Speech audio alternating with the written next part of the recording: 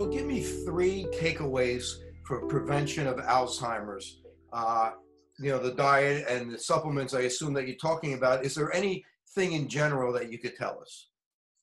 Well, really, I believe we have to go back to nature. The one thing we haven't talked about, it's one of my three mechanisms, inflammation, reduce your, your low density, low nutritious foods and replace them with high nutritious foods.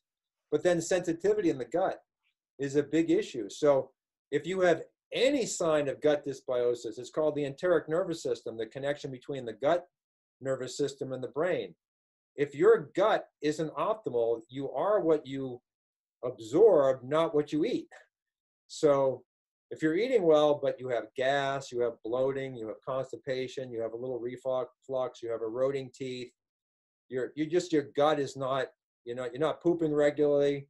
The poop status, go look at Mama Natural and watch her video on what your poop tells you about your health. It's quite profound.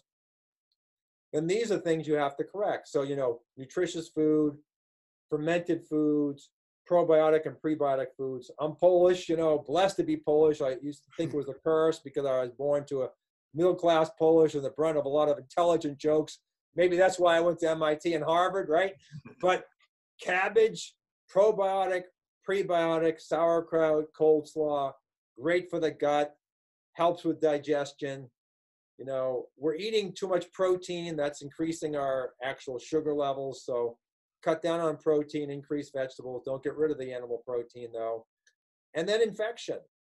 I mean, congenital disease. Read my paper. It's out for free on PubMed and Google Scholar, preventing causation of Alzheimer's from pre-birth to death.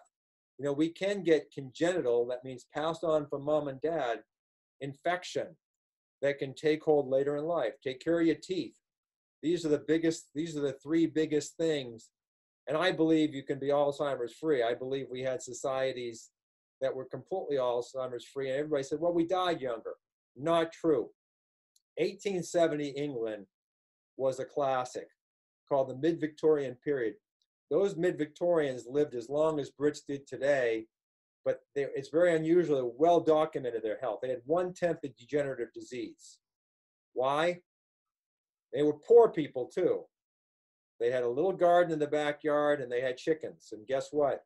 They did not waste one piece of that chicken, including the heart and the liver. Highly nutritious food. They ate the whole thing. And so the mid-Victorians, we have to, tell me why we can't be as healthy as the mid-Victorian. 1/10 is as much as of chronic disease as we have today.